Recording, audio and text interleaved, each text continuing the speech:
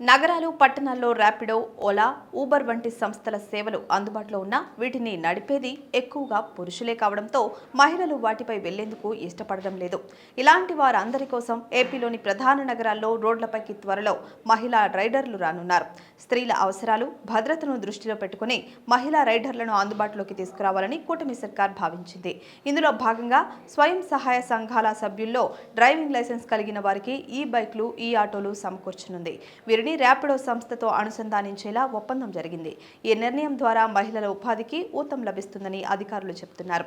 ఈ కార్యక్రమం కింద విశాఖపట్నం, విజయవాడలో 400 చొప్పున ఈ బైక్లు, ఈ ఆటోలు కేటాయించనున్నారు. మరో 200 వాహనాలను రాజమహేంద్రవరం, కాకినాడ, గుంటూరు, నెల్లూరు, తిరుపతి, కర్నూలు నగరాల్లో అందజేస్తారు. ముద్ర, స్వయం ఉపాధి కార్యక్రమాల ద్వారా సభ్యులకు రుణాలు అందించి వాహనాలు కొనుగోలు చేస్తారు. ర్యాపిడో సంస్థతో చేసుకుంటున్న ఒప్పందం ప్రకారం మొదటి 3 నెలలు వాహనాలు నడిపేవారు ఆ సంస్థకు ప్లాట్ఫామ్ ఛార్జీలు చెల్లించాల్సిన అవసరం లేదు.